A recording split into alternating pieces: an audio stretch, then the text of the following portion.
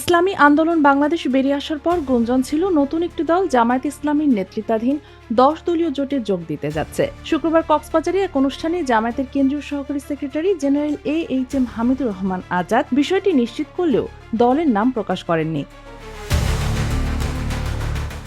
পরবর্তীতে জানা যায় বিএনপি জোট থেকে বেরিয়ে আসা লেবার পার্টি এই জোটে যুক্ত হয়েছে। শনিবার রাজধানীর মগবাজারে জামায়াত কার্যালয়ে লেবার পার্টির চেয়ারম্যান মোস্তাফিজুর রহমান ইরান আনুষ্ঠানিকভাবে জোটে যোগ দেন। এর মাধ্যমে জামায়াত এনসিপি জোট এখন 11 দলের হয়ে ভোটের মাঠে নামবে। যদিও লেবার পার্টির এই নির্বাচনে কোনো আসন পায়নি, দলের 15 প্রার্থী জোটের পক্ষে কাজ করবেন। লেবার পার্টি প্রায় 13 বছর বিএনপি জোটের অংশ ছিল। নির্বাচনে আসন না পেয়ে ক্ষুব্ধ হয়ে তারা জামায়াতের সঙ্গে যোগ দেয়।